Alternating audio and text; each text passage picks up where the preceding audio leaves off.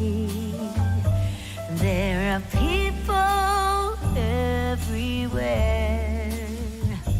The snow is falling white and pretty as I stroll on my way to you.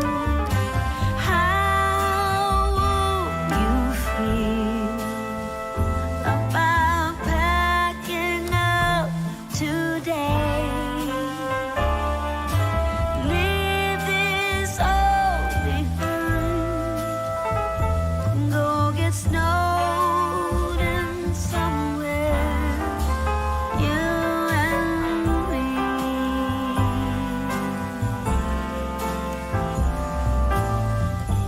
I would rather be somewhere with you, without TV or phone. Is it wrong for me to want you for my own? This Christmas, let the others miss us. Let's go get snowed in. Let's go get snowed in. How wrong could that be? Being snowed in somewhere, you and me.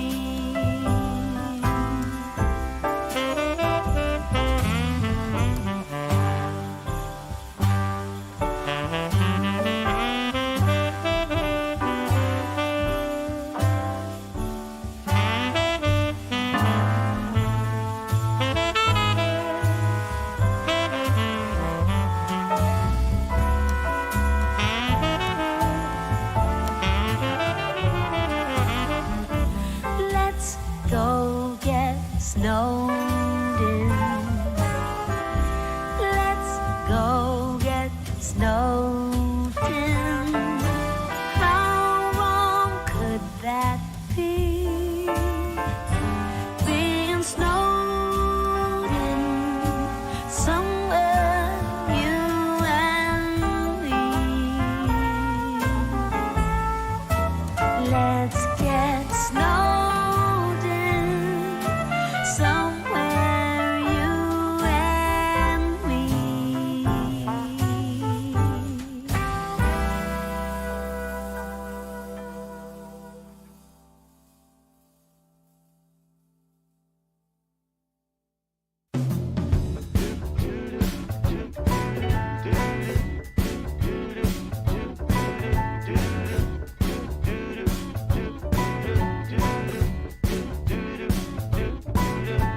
I'm walking around feeling free, thinking about what's happened to me from July up till now. Don't know where, don't know how. Lately I've come to realize that I can see it in your eyes, so it's true. I'm so glad you feel it too. Nothing to hide but falling in love. To me it's perfectly clear we're falling in love. It's true, this part of the year has something in store for us. We're falling in love. Summer ended, but we did not. We started something, this thing that we got grew stronger. Each day we're together, all the way, oh, we're falling in love. To me it's perfectly clear we're falling in love. It's true, this part of the year has something in store for us. We're falling in love. Hey! Take.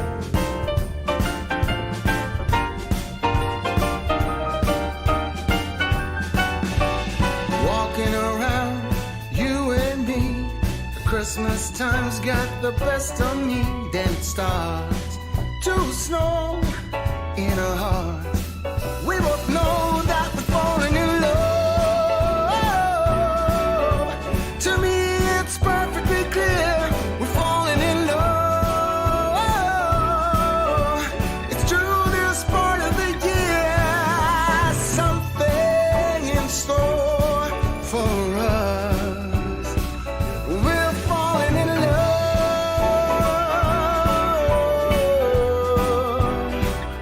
We're falling in love. No, it's the time of the year when something's in store for us. 'Cause we're falling in love. That's right.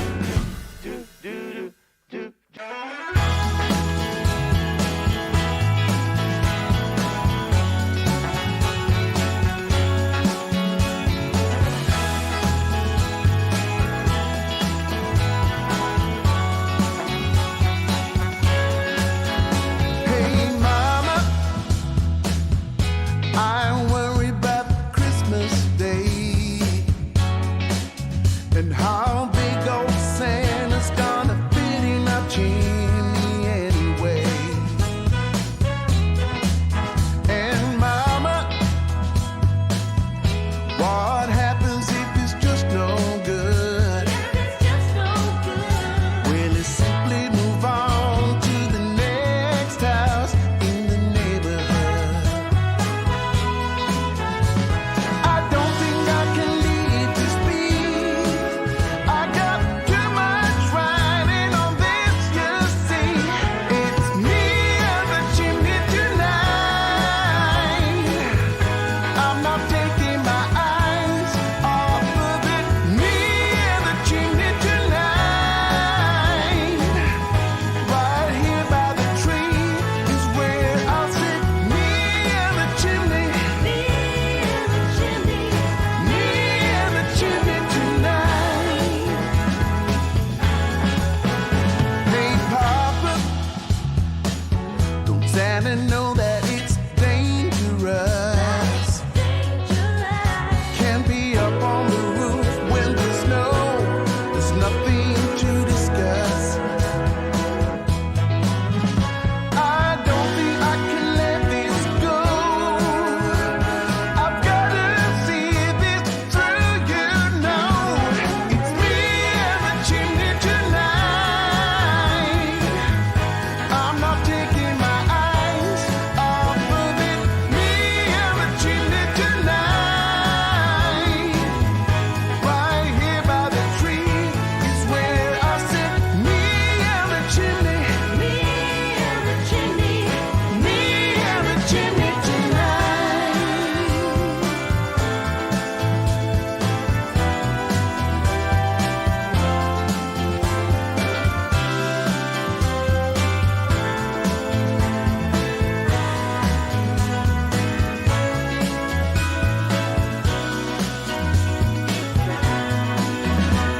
It's me and the chimney tonight.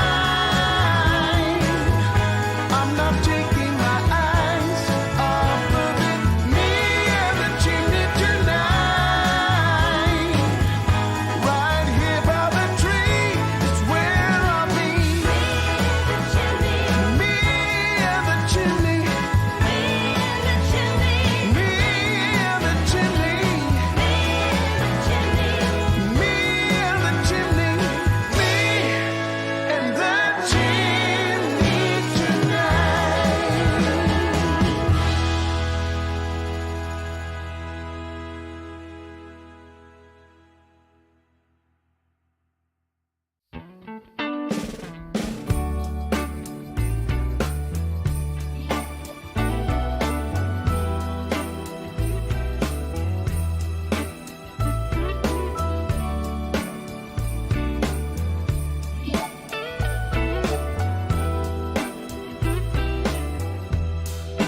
Merry Christmas, baby.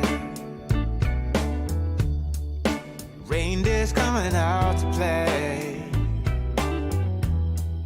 Santa Claus is packing the presents making sure you've been behaving okay.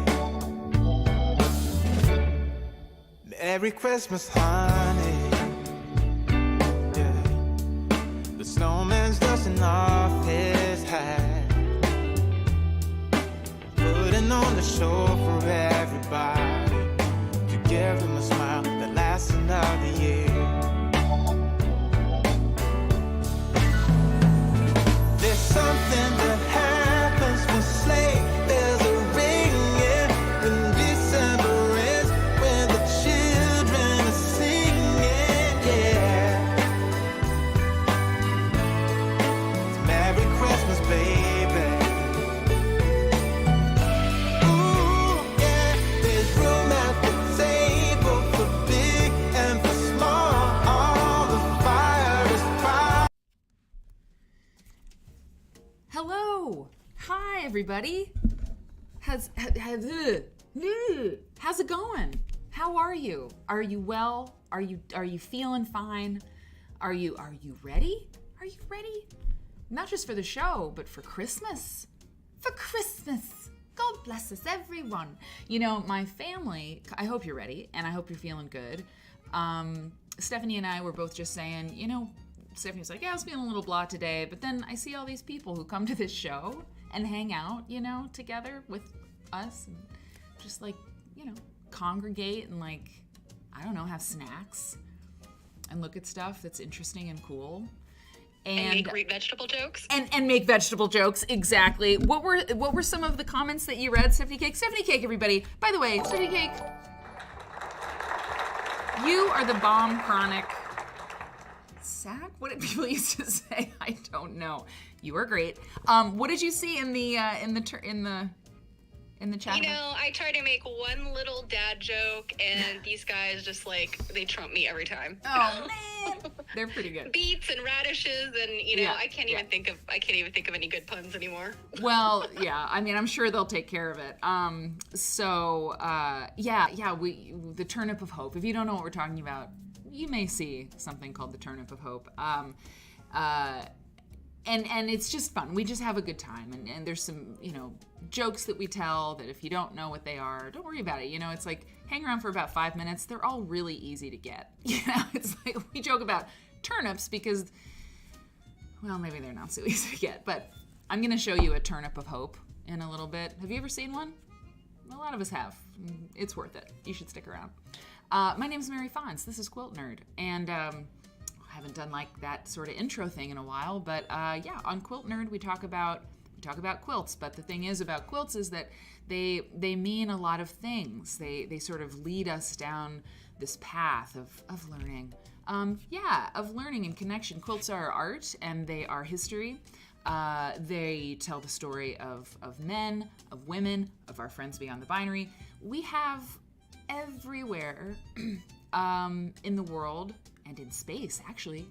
There was a quilter in space. She was an astronaut. She made patchwork in space. It's true. I have a video. I've shown it on the show. I can show it again. But we can go everywhere by looking at quilts. Even just one quilt will show us all kinds of things, you know? Because it's interesting. You know, the world is pretty interesting. Space is interesting. One's inner life, the self, is interesting. All these things are very interesting, but it's hard to just kind of be interested in everything, because, like, where do you begin, right? But I've learned over the course of my life, and especially in the last, 5 or 6 years, that when you focus on one topic and really drill down in there, then usually you can find everything that you want to know about through one thing. And I don't know if it works for everything. I don't know if it works for duck decoys.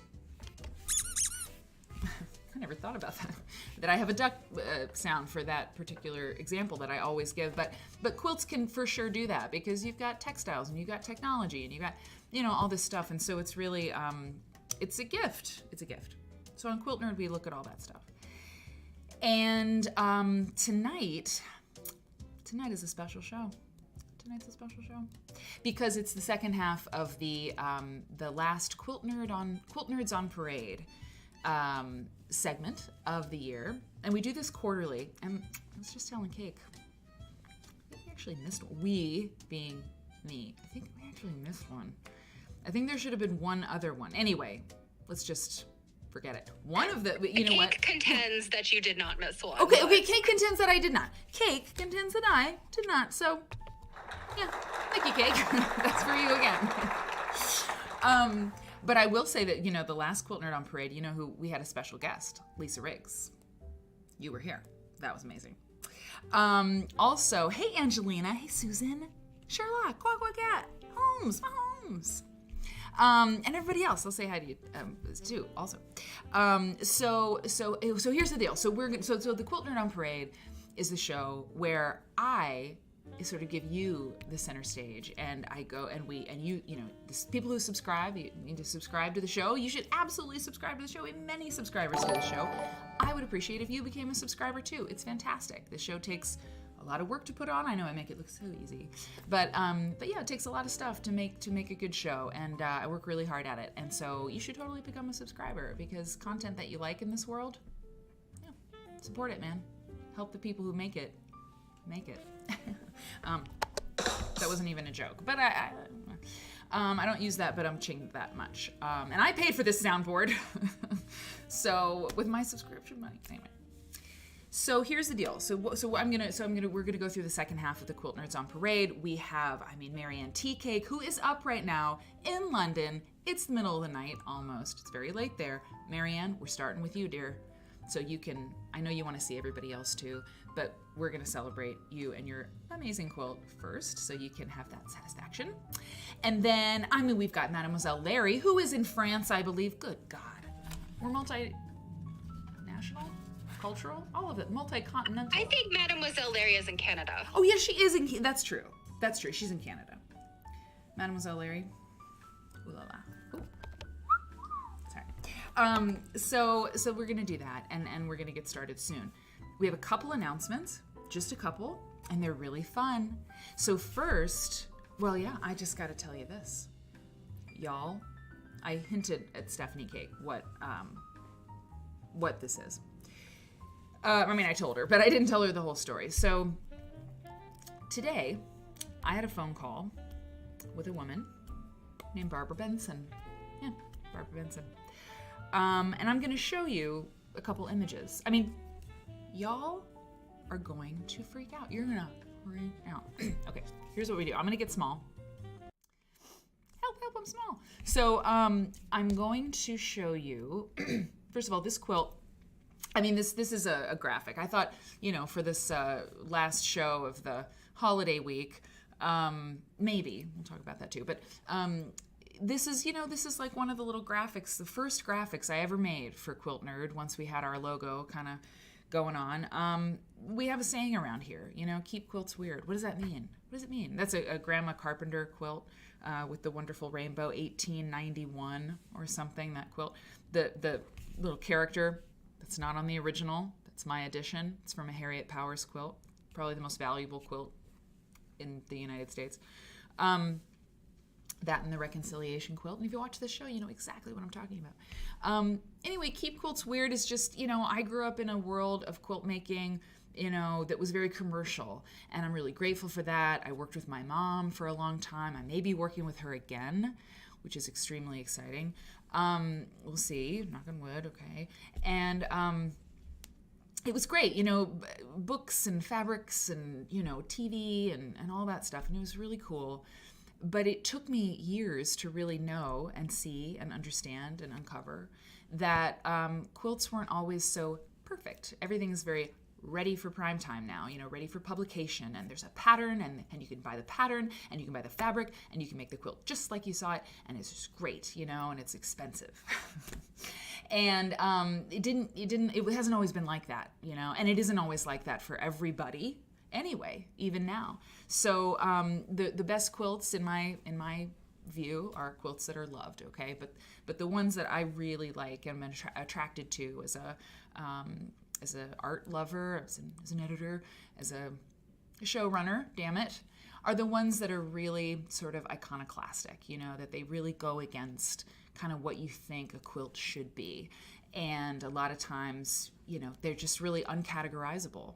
And they're kind of weird if you put them against all the other quilts. And certainly if you put like this quilt against, a quilt made in, I don't know, 2002 or something. This quilt from 1801 is wild. It's just like so weird compared to the other ones. And those are the ones I really love because the person who made it was thinking about it, and they made a choice that probably not everybody in their circle really understood or liked. Maybe they were like totally surrounded by people who were like, go girl, I love it, oh my God. But usually when you do things a little outside of the norm, you struggle a bit. And I appreciate people who persevere through that stuff because, you know, mavericks, man, they're my favorite kind of aardvarks. That's right. So we keep quilts weird around here, and it's just kind of a reminder that that's a good idea. Okay, so here's the deal. I have to tell you this, and I'm so happy that it happened today because we're going to talk about that in just a second. Because you all, many of you, will be very excited to know this. Okay, try to make it quick, but I'm very excited. So I am doing a research project on Bertha Meckstroth, okay? And you're going to be hearing about it for as long as I'm working on it. And today something very big happened. Extremely big. Like big.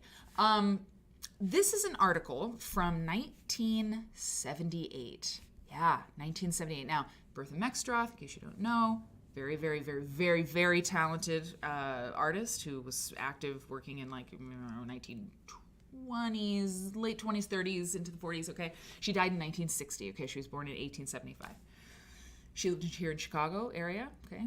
And she wanted to be a sculptress, but she couldn't lift the stones. She was lame from polio. She had, you know, difficulties, right, because of polio. I'm just lame, so I shouldn't use that word. But she, you know, she had struggles, right? She had some physical disability. So anyway, so she couldn't do the sculpting, and so she sculpted in cloth, and she made these quilts that are like no other quilts I've ever seen. They're incredible. 170 of them, more of them, something like that. They're amazing. Talk about iconoclastic. Talk about weird. So this article is from the Chicago Tribune in 1978, and it talks about a quilt show that took place in, hold on. It was in a mall, the Hawthorne Shopping Center, okay, in Vernon Hills. And this woman named Barbara Benson was the co-owner with her sister-in-law, also Barbara, of a shop called the Walrus Quilt Shop. And it wasn't a quilt shop that I think at the beginning sold, I'll learn more, but they maybe sold some supplies and things like that. Yes, and they had quilting. Yes, they had quilting classes and things. But they also sold quilts, from what I understand, and they definitely had quilt shows. They did exhibits of quilts for 4 years at the Hawthorne Shopping Center, and they were grand affairs. And if you have really good eyesight, you might be seeing here, if you're like peering ahead and reading ahead, okay, oh yes, look at this. They did an exhibit in 1978 of Bertha Meckstroth quilts. How many? 40. Mrs. Barbara Benson, coordinator of the display, says that on exhibit will be 40 quilts made by the late Bertha Amelia Meckstroth, now the property of Barat College, Lake Forest, okay? This collection has not been displayed in public since the Century of Progress exposition in 1933. But wham! Okay. Quilt Church. Preach! So, I'm like, well, I'm going to have to find Barbara Benson, obviously, right? I know, Kate's like, she's like, and, hey, Jovita, hi. So, I'm looking around, you know, I'm doing my stuff. Oh, sorry. And what do I find? But Barbara Benson. Barbara Benson, who is 84 years old. She lives in Barrington, and I'm not, you know, doxing her or anything. She is a writer. She writes lots and lots of, she's a historian. She's a historian for Barrington, Illinois, which is a suburb. I have to actually locate exactly where it is. A lovely hamlet, right, Barrington. And she has been writing for the quintessential Barrington newspaper or magazine for a long time. She was born in England. She danced with the Royal Ballet. The Royal Ballet. I mean, she did with the Royal Ballet. All these high achievers are killing me. I know. I'm like, I don't know. I did an invoice today. I finished the invoice, damn it. I sent it, so that's my thing. But yeah, and she worked at the Costume Institute in New York City. Anyway, all of this I read from an article about her in the Barrington, magazine or whatever. Okay. So I look for, and she had the shop. And so I wrote her a very polished letter, hello, Miss Benson, this is who I am, this is who, and I found this article, and it seems to me, that you did this show, and I was like, I have so many questions, would you be interested in talking to me? And I put in the article about Bertha, I put in clippings, just everything, just really covered my bases and really was, it was polished, and it was, well, who did I talk to today? Who did I talk to for an hour and a half? I think Mrs. Barbara Benson called you. I certainly did. I certainly did. It was she is so great. She's like, well, Mary, I'm so happy to talk to you. And I was like, well, Miss Benson, it's just fantastic. I'm just walking on air. How are you? I mean, we got into the groove real quick. She is delightful. She is full of vim and vigor. And here's the deal, y'all. This is the big thing. And I don't know if Wald is out there listening, but or Jake hasn't. But you both would be very interested to know that, so Barat College in Lake Forest, here in Illinois, when Bertha Meckstroth died, one of the great tragedies of her life is that when she died, her quilts were split up. She wanted them to stay together. Unrealistically, she wanted some gallery to be built for them, but whatever. But she wanted them to stay together. She set aside money for them to stay together. Nobody cared about her will because she was, in my opinion, she's a woman. She made quilts, and there was a bunch of money, so her family, I don't know. Maybe there's more to the story. There usually is, but that sucked. So half of the quilts went to Radcliffe, which is where she went to school and was friends with Helen Keller. And then half of the quilts went to this Barat College in Lake Forest. Well, Barat College closed in 2015. And I was like, Miss Meckstroth. Miss Benson, where did you get the quilts for the exhibit? Where did you get them? And where did they go after it was done? Today, she told me that so Barat College was like a Jesuit, Catholic institution, okay? When Barat closed, there was a woman, sister something. This woman was cleaning a closet and found Bertha Meckstroth's quilts, half of them, rolled up in a closet. Yeah. The sister has passed away, but Barbara said she sold a few of them. Cool. She said this woman was like an angel. She had a wonderful heart, and she talked about how cool she was, and I was like, thank God she was the one who found them. Oh my God. But I'm going to track them down, y'all.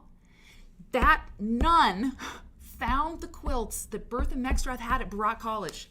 And Barbara Benson and I, we're going to get together for tea after the holiday. She has pictures.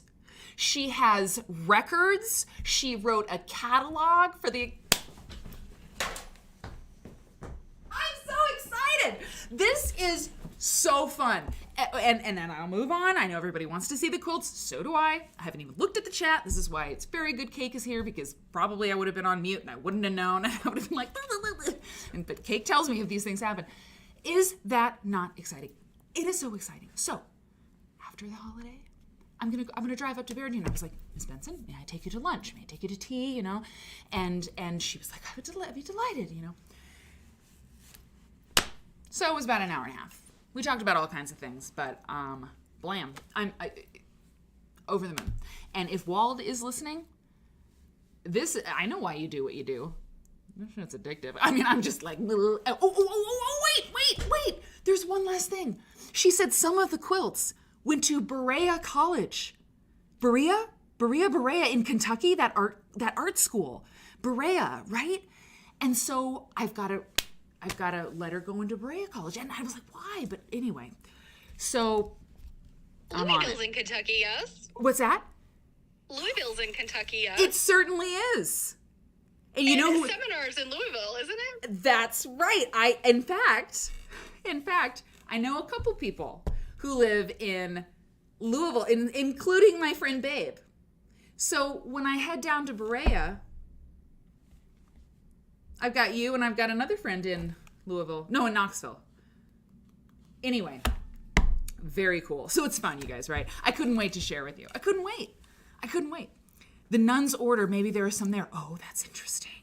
Huh. Wow. Anyway, really good stuff, right? Really fun.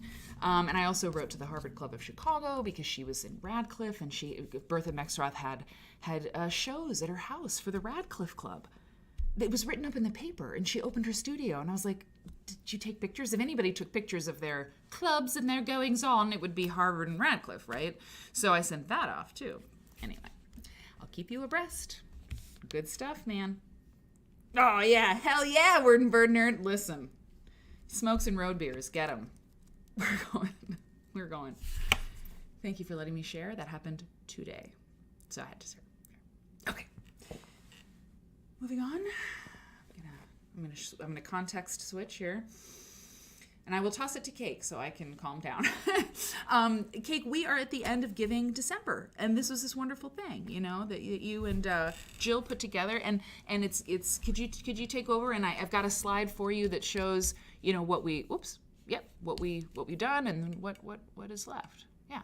Yeah. So this poor Dickensian orphan red panda. Yeah.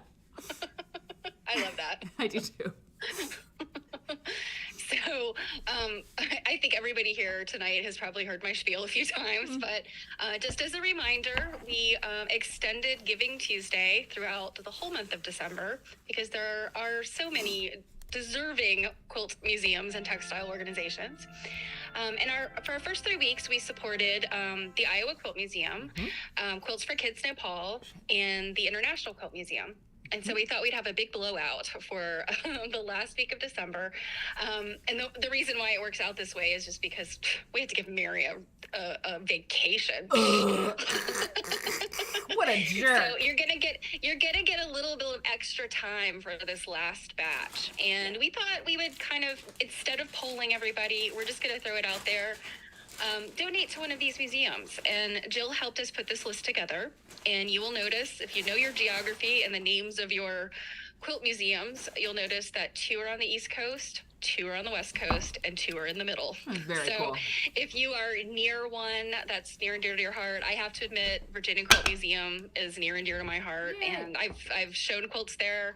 I always visit when I'm in town, so that one's special to me. And I know a certain Ms. Jill Alex might work for one of these organizations, but we won't hold that against her. And so what we want to do is just between now and the December 31st show, if you are willing and able to give to one of these museums, and a donation of at least $5 so they can start the year off right.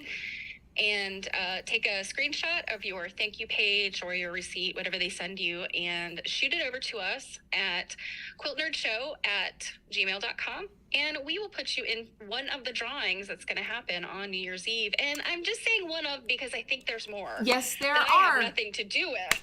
Yes. I only have to do with this one. Yep. And I will make Cake have to do with the other ones when I get them all together because you're going to draw for them. But there are many. Yeah. There are many, actually. So that is the thing. The other thing is the schedule.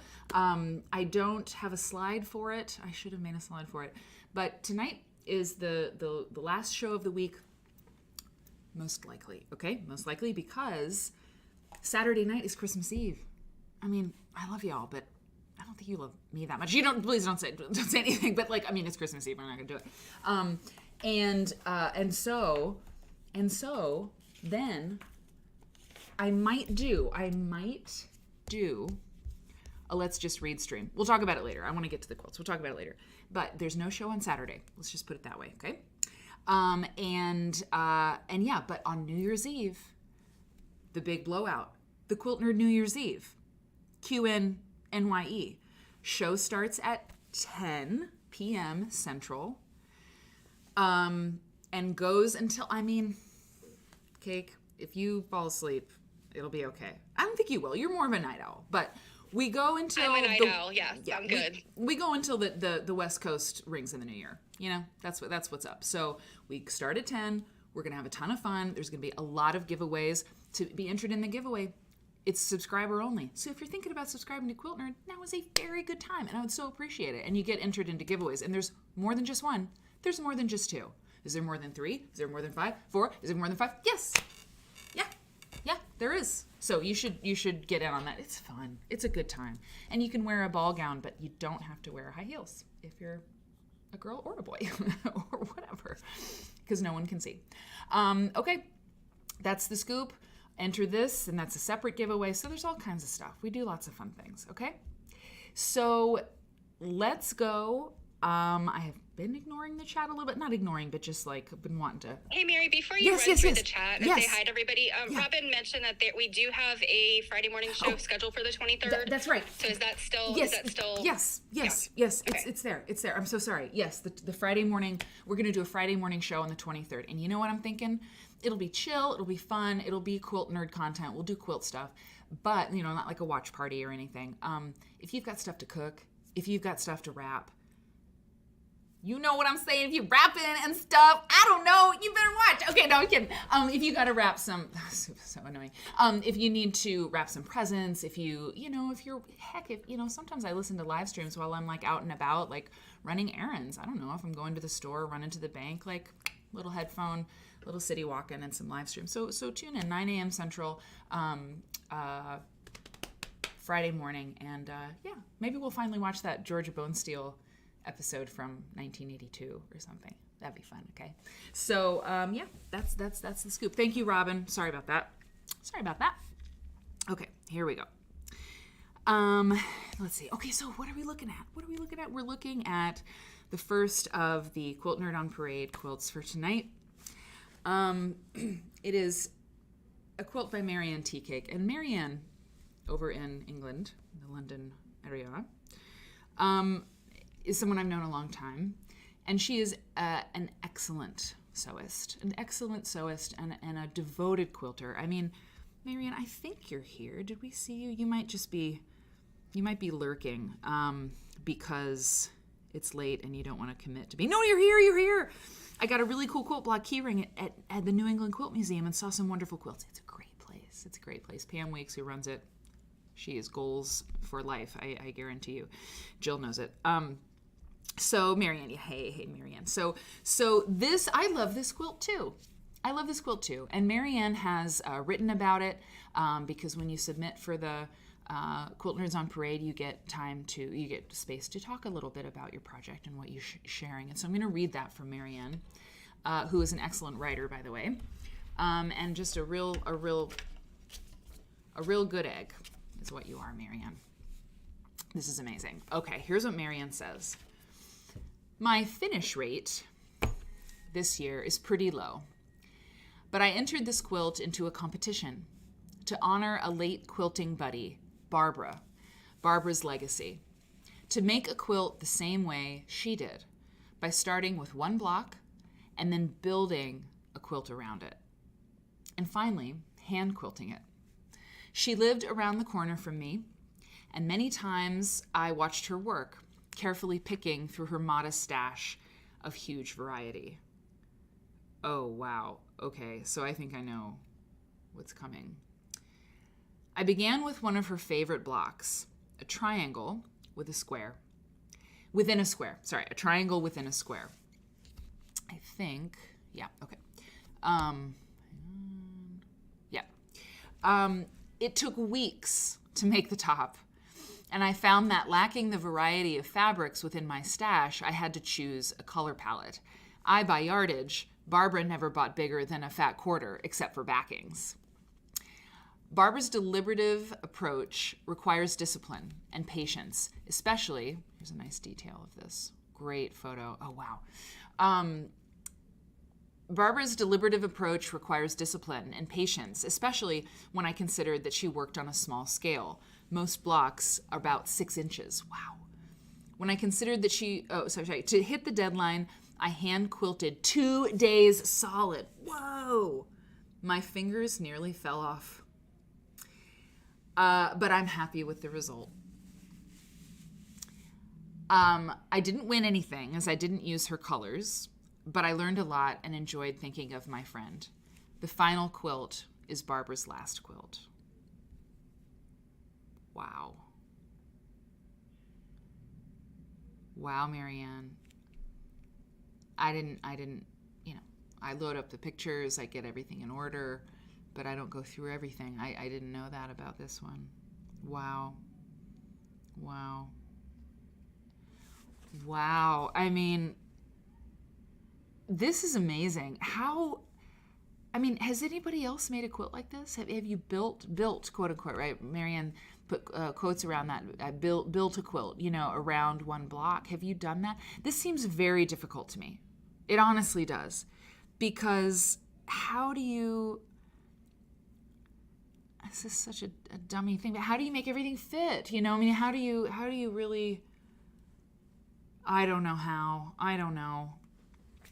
It just seems like you'd have to draft a bunch of stuff, and I don't know. I'm not that good. This is wonderful. Marianne, let's look at yours. Oh, it's so cool. Now, what did you say about, I had to choose a color palette? Right. Barbara never bought bigger than a fat quarter. She's a woman after my own heart. Same. I never buy anything more than a fat quarter. And you said her approach requires discipline and patience, especially when you considered she worked on a small scale. Most blocks were about 6 inches. This is awesome. I love this muted blue that you used. I can see the palette, like 1000%. It's right there, that kind of dusty blue. It's fabulous. You're so good. You're so good. Wonderful. I'm obsessed with fat quarters. By the way, Beverly's Butter, I saw you. Hi. Niflinser, hi. Myra, hi. Fabulous. Marianne, well done. It's wonderful. Oh, look at this moment up here. I love this. Hold on. Look at that little leaf up there. That's great. You've been pretty busy this year, Marianne. You had someone staying with you, right? You housed a person in need, I happen to know. We went to the K Facet exhibit together. That was a very busy day. So I think your finish rate is pretty good. And that's beautiful that you did that for your friend. I love it. Well done. Let's see. Marianne. Excellent. Okay, who would be next? Oh, it's Mademoiselle Larry. I think she is in Canada. Because look at all the snow. A fabulous photo, first of all. Mademoiselle, it is my pleasure to read your lovely piece about this lovely piece, okay? So, the boots are great. Okay, hang on. I'm going to wait for the siren.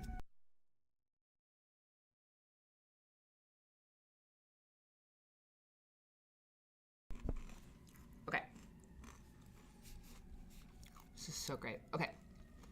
Mademoiselle says, I love Where Are They Now stories. No, I'm kidding. I love Where Are They Now stories. So I thought you might appreciate mine. In March, I showed you this top while waiting for the long armor to perform his magic. I had made it for my Auntie Suzanne, who was going through stressful health treatments.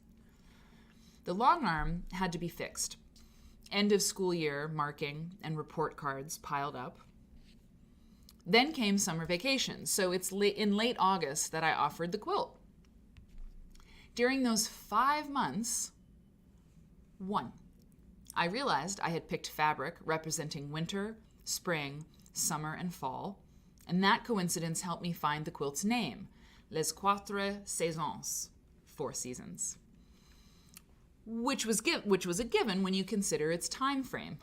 These greater than us events, the fact we're all together in the same cycle. 2, I bumped into a few videos explaining why even a beginner quilter like me should take time to label her quilts. 3.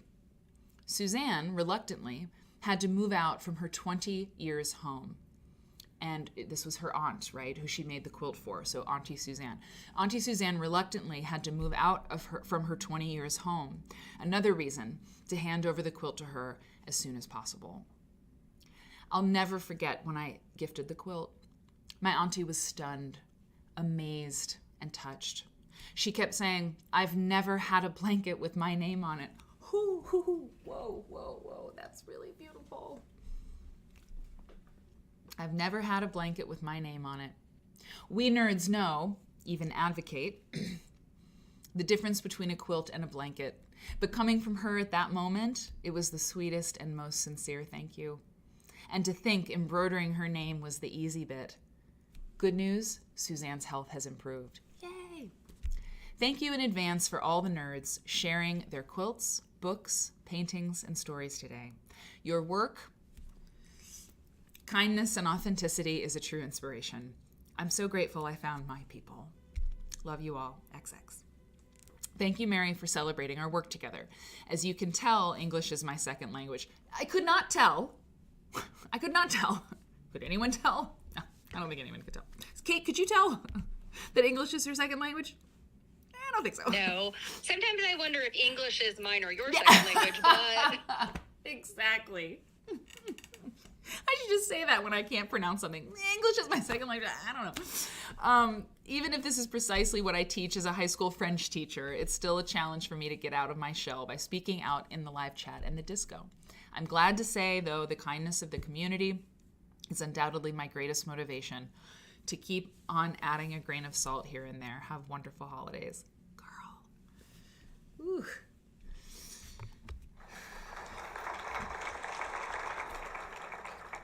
This is great. This is really great. I love the story. And the quilt is fabulous. And it's almost like catchphrase worthy. Like, I've never had a blanket with my name on it. Like, that's really good. That's a very, very good reason to make a quilt. Like really, like your Auntie Suzanne, that's pretty iconic, you know? I've never had a, like give somebody a blanket with their name on it. Make them a quilt, you know? It's like it's kind of snappy. So that's wonderful. It's wonderful. I'm so happy that everybody, Quilt Church, and thank you for what you said about the community we've built. I think everybody who's part of this thing feels the same way. We will never have a board. We will never have officers. Never. We'll never have a secretary. Okay. Not that there's anything wrong with them. I just don't want one. Okay. Fabulous. Well done. Well done. Well done. Who could it be? Who could it be? Why, it's Sherlock So's. Wait a minute. Is this right? Oh, God. Sherlock? Oh, speaking French, of course. You can call it a blanket if you say it with love, Holmesmaker. Amen. Now let me just make sure. I know. I don't want to get this wrong. That's you. Okay, thank goodness. Sherlock So's. Sherlock So's, our resident polyglot, although many of you speak many languages. Fun fact about Sherlock So's, she speaks Zulu and South Afrikaans and French and a little Spanish and lots of things. Okay, and English. Many things. And she's just great. Okay, here's what she has to say about this beautiful work in progress at this point.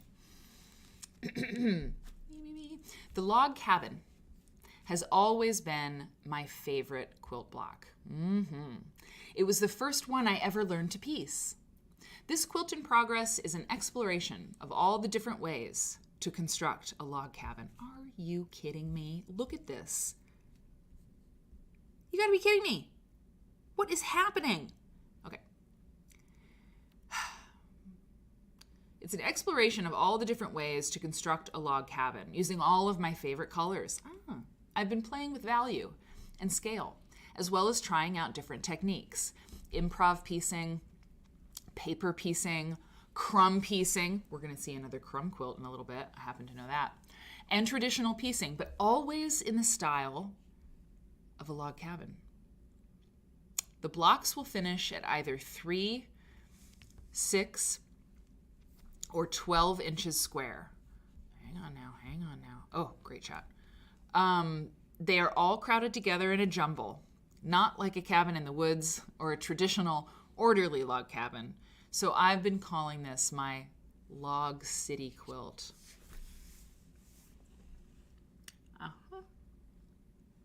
Very good. Very well done. Log City, genius.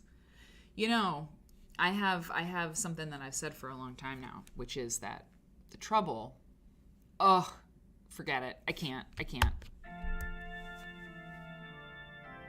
This is fabulous. I also love a log cabin.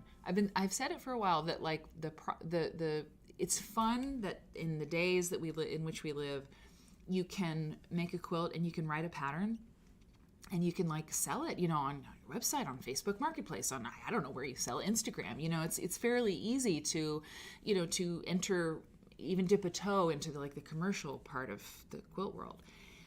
And maybe you have. I don't know. You may definitely have, and then I'll have egg on my face. But the problem with that, though, is that people who do make a great quilt with a great concept like Log City, okay, this is what I'm getting at, is like you can put a pattern out there and you can, you know, start selling it or start, you know, but you have to be careful because when you start doing that, sometimes you can lose something from like the sense of play. Alex Anderson told me one time, she's like, I haven't played in my studio in like, I don't know, 20 years, 30 years or something. She's like, it's because it's always for work when I'm making quilts. And she said, I have changed that and I'm doing stuff for play.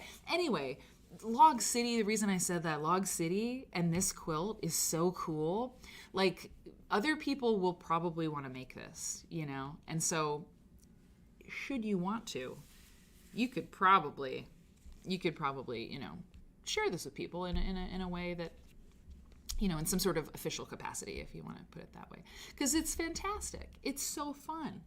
This is great. This little curlicue. Sherlock, it's fantastic. It's really cool. And I love a log cabin. So you're paper piecing, obviously, right? Is it obvious? Is it obvious? It's tripping me. Yeah, it is cool. Delicious. Pem said it. Delicious. The fabrics are great. They are.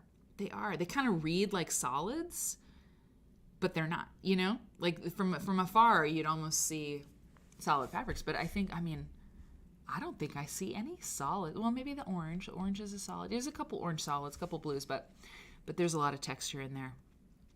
Yeah, the little ones are. Yeah. That swoop and swirl. Swoop and swirl, Lynn. That's what it is. It's wonderful. Well done. Stephanie Cake, you like a log cabin too, right? I mean, who doesn't? Yeah. Yeah, you know, log cabins, they can be as simple or as complicated as you want. And I love log cabins in that, depending on how you put them together, the whole quilt looks different. Incredible. And that's magic. This is really cool. I mean, just to like riff on log cabins. Yep. Amazing. And this whole white on white thing. I did a log cabin that was white on white, the whole thing. I mean, that is something special when you do a monochromatic quilt. I mean, Mom was like, why would you ever sew the same color to the same color? You know, like, oh God. But if you ever want to just go on a artistic, you know, journey, make a quilt that's all one color. I don't know. Why not? What's your favorite color? Blue? Do it. Because it's all about texture at that point, right? And then like put one little log of like lighter blue. I don't know. You're an artist. You figure it out. Fabulous. Well done. So good. Your piecing is fabulous. Your concept is fabulous. You're fabulous. Thanks, Sherlock. Okay, who's next? Oh my God. What? Oh, these cats. They're so look at this cat. Oh my God. You know, I don't know. I don't think Eric's watching right now, but yeah. This looks like a cat that Eric had. Oh my God, this fluffy cat. We love you, cat, but we are here for the quilt. This quilt, okay. I don't know how you made this, but I'm pretty jelly because this is a very retro looking pattern. Like, this is very Art Deco to me. Art Deco, yep. Yep, you got it, exactly. And it's very, well, it's sexy is what it is. And I've seen this before. I mean, this is old school, right? Okay, well, let's hear from Saucy Stitcher. Saucy Stitcher, you are, oh my God, oh, the kitty passed away. Oh, the kitty passed away. Well, this is a wonderful picture of this kitty on this wonderful quilt. So that is, I'm glad that this picture is here. Saucy, I'm sorry about your cat. That's sad. That's sad. Okay. I made this in 2019, says Saucy Stitcher. And I think it is my favorite. Oh, my long armor challenged me. Oh, there it is, to make an Art Deco quilt, and I accepted. After doing lots of Google searching, I modeled this quilt. You designed this? Stop. You did? I modeled this quilt off a picture that I found. I was down to my last couple of blocks, and I ran out of the light gray fabric. And the store where I bought the fabric was a 2-hour drive from my house. Pause. So what did she do? What do you do? I mean, it was 2 hours. Answer from Saucy Stitcher. What choice did I have but to make the 4-hour round trip for a half yard of fabric? Awesome. Yes, indeed. I love it. Like, and actually, when I read that line, like, I was down to my last couple blocks and I ran out of the light gray. And the store, where I bought it was so far. I was like, oh, we're gonna get to this section where there's a different fabric. No, no. She's like, got in the car. That's so great. Wow. Did you quilt this too? Did you? Oh, did somebody say? So I just saw Beverly's Butter. Quilting with Kitty series would be great. Love the quilt. Lost your kitty a month ago. Beverly, I'm so sorry. I'm so sorry to hear it. And it's interesting that you say that about, and someone may have suggested it. I think they did. A kitty and quilt show. I mean, you know what, Stephanie? Here's what I'm going to say. Here's what I'm saying it. Let's do, because the Quilt Nerd on Parade is so much fun. It's so fun. So let's just make a note. Robin, I know you're like poised with your pencil to like, A, write it down that I said it, and B, make sure I don't like overtax myself making it happen. Robin is you're a great wrangler, and you're also like, and this is the highest compliment ever, is like kind of like, not the chaperone, like the den mother. Like you're you just take care of me. Robin's your RA. Yes, Robin's exactly. Like RA. You're my RA, you're my den mother, you're my like the brownie scout leader who's like, Mary Catherine, you get over here right now. I do it because I love you. Like that kind of thing. But let's do a pet and pet show. So if you got a dog, you got a cat, and here's the thing, if you don't have a pet, it's okay. We'll think of another, like, you share your work with something else show, Like, we'll figure it out. I don't want anybody to feel left out. But, like, I'll put in some cat quilts that I have, pictures of and stuff. And we'll do it. It'll be so fun, And because a lot of y'all have pets, and I sure wish I had one, but I don't have one right now. Cake, I know you got cats. You have one? No. I have two very mischievous cats. They're trouble. It's funny. Not to digress, but I saw something recently. It had to have been like on Facebook or something, or Reddit. I don't know. But it was said something to the effect of, everyone who has two cats knows this to be true. You have one beautiful idiot and one demon spawn planting world domination. And that is absolutely true. I have one beautiful idiot and one demon spawn. That's beautiful. And what are your cat? I know the demon spawn is named like Gladriel or something. Starscream. What is it? Starscream. Starscream. Which, if you don't know the Transformers, Starscream is a Decepticon. Oh my god. Which is one of the bad Transformers. Yeah. And then our other cat's name is Nancy. And she's the Nancy's other the one. Beautiful idiot. Okay, here's how we involve everybody. You ready for this? So if you watch the co-working streams, you happen to know I have a lot of puppets in this office. I do. That's right. Kitty hangs out. Usually I have names, for the little pets and fun things I have in my life. But this is just Kitty. It's right. It's right. I also have this little sheep that I think I bought in England. I don't know. It's actual sheep's wool. Okay, he sits on top of the computer right up there. And then I have Nathan. And Nathan is this. Oh, damn. He's yellow, so he doesn't. Wow, Nathan, you look so cool right now. You're like at a rave or something. Anyway, so you can be part of the pet show if, and who said it? Somebody said it. Yeah, Penny, you got it. Oh, your favorite root vegetable.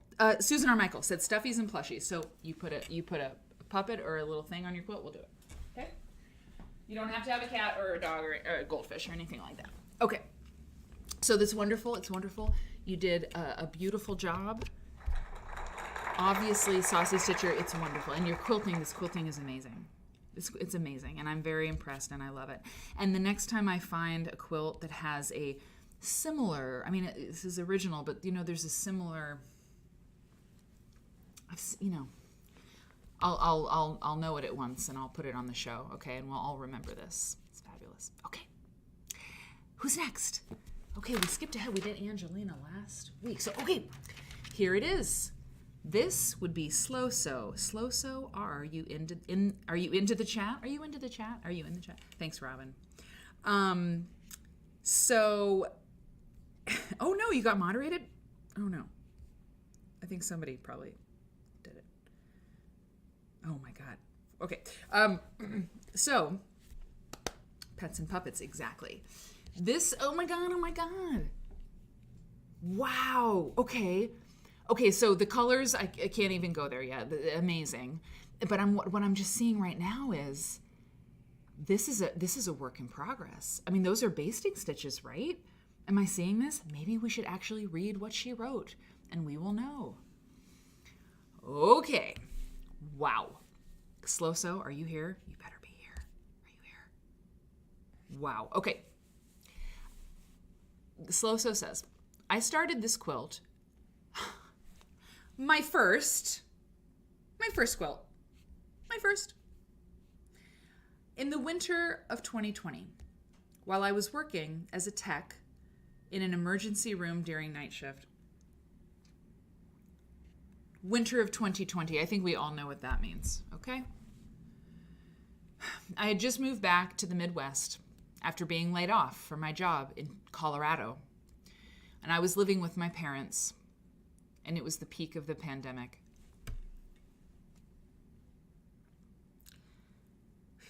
My crazy sleep schedule and the stress of going through a huge life transition and trying not to bring COVID back home to my parents had me looking for a quiet hobby. One I could do at 3 a.m. when I was wide awake on my days off and everyone else was sleeping. I also literally needed a blanket. Oh my God. Whew.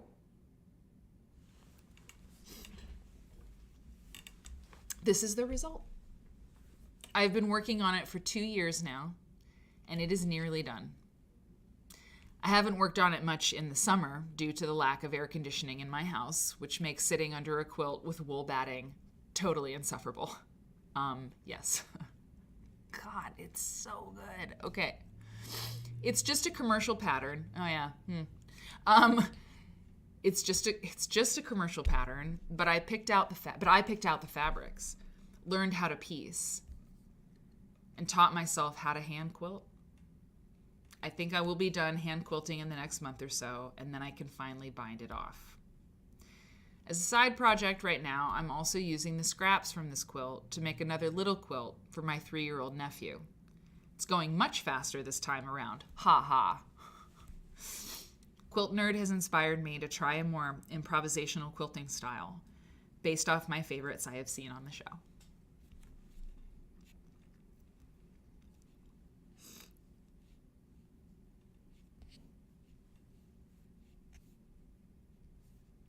Sorry, I thought there was one more picture. it's really wonderful. Like it's really good. It's really, really good. I glanced down and saw Marianne say these stories, right? Hey, Penny. These stories, they're just amazing. And I just have to say, sorry, I mean, the circumstance, right? Sorry. On Sunday, I blew my nose on my shirt. Today, I blew my nose on this. It goes in the wash.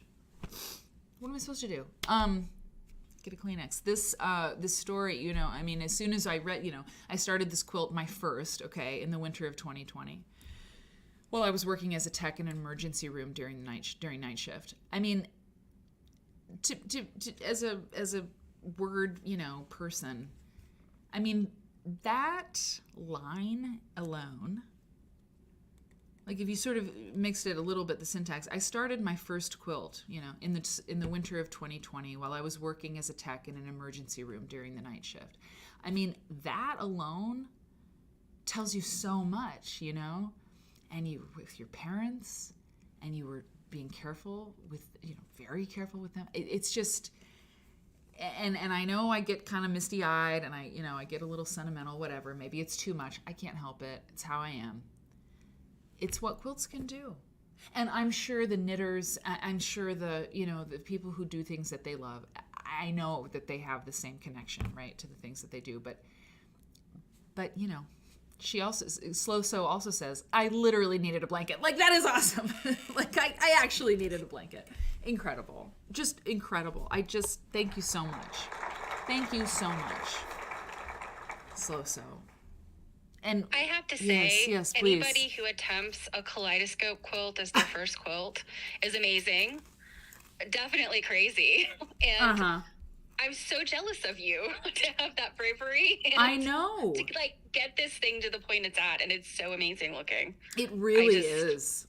It really is. This color play, this sort of transparency deal she's got going on with these different colors, it's wonderful. Hand quilted, forget it. I mean, I just, yeah. And the next piece that we have, and I was gonna say is, the Quilt Nerds on Parade. It's open to the subscribers. It's just a gift, right? It's a way to sort of give back to the people who support the show in this specific way. And the next time we do this. And now you can be part of the pet show because you just need to have a puppet of some kind or a plushie of some kind to put in the picture. Do it. Don't miss it. Because even if you think I don't know, like I don't have great, whatever you think, just forget it, right? Forget it. I would be very nervous. I can say without a doubt, this is the safest place to be vulnerable and to share your stories. Please. Exactly. And I was going to say that, I mean, the heart of the people who watch this show, I happen to know, because I read ahead, that Jam Make Stuff is making baby quilts to give to a local nonprofit, okay? And this is one of them. Two of them. Sorry. So, Jan Make Stuff, I want to say thank you.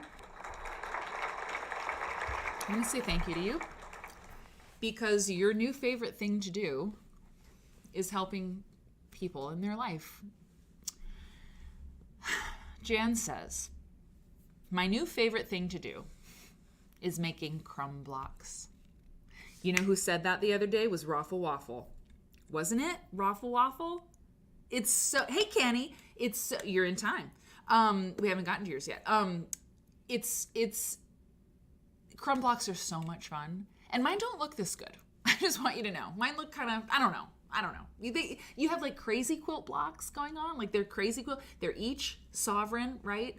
And you've got they're fabulous. Do you? Here's what I want to know. I don't know. I think you're here, Jan. Are you here?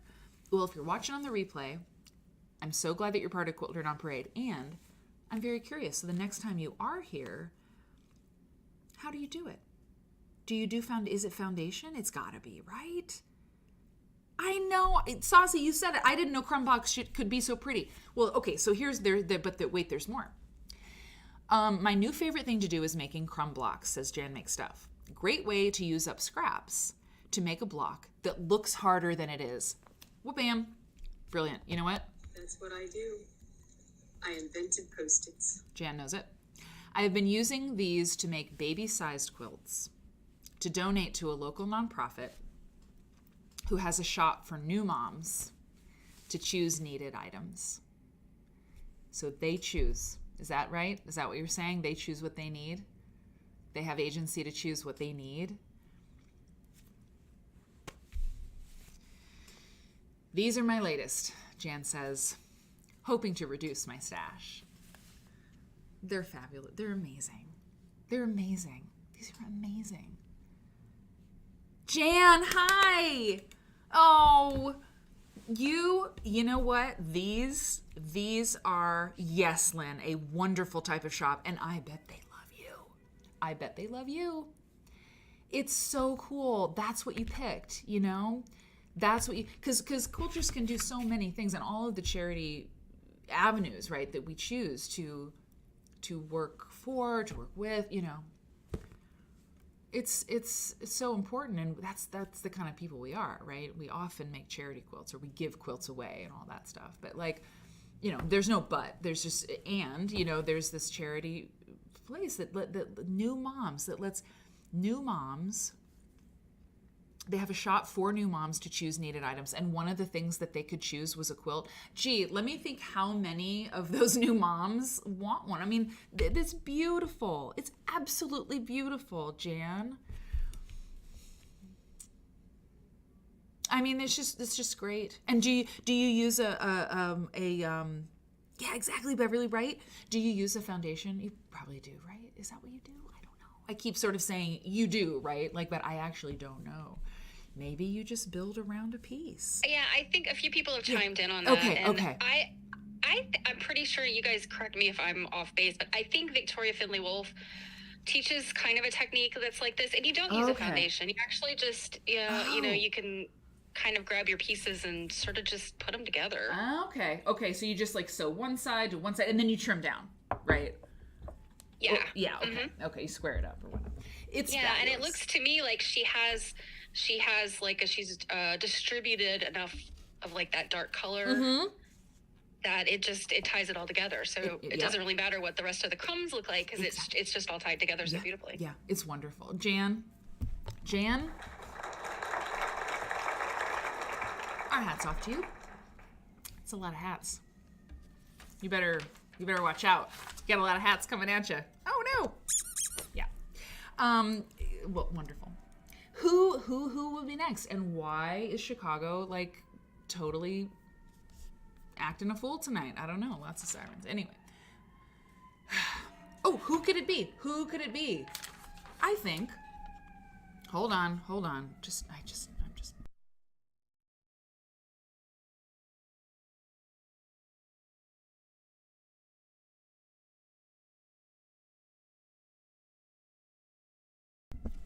Here we go. We have Elle Riggs. Elle Riggs in the house. It's Lisa Riggs, everybody. Lisa Riggs. Okay, we'll save the rest of the applause till after we have talked about your quilt. You are great, and you were here for the last Quilt Nerd on Parade, in the flesh, which was amazing. And this is your quilt. And by the way, I love the photograph because we can see the sunlight coming through the back. Either that or you have like wires and LED lights going on in the quilt, which I would not be surprised if you did, but I don't think you do. You say of this golden epic piece, I made the top of this quilt when I needed a simple palette cleanser. I like that. And I developed a deep, and that's in all caps, deep love for reproduction and shirting fabrics. Obsession, maybe an understatement. These are reproduction and shirting fabrics? This looks so mod. Like I'm interested. Very. Obsession may be an understatement. Over the course of 2 weeks, I used these fabrics to make four very different tops. 4 in 2 weeks? I wanted to use all the scraps for the back. Maybe I got a little carried away. Basically, I ended up with a double-sided quilt.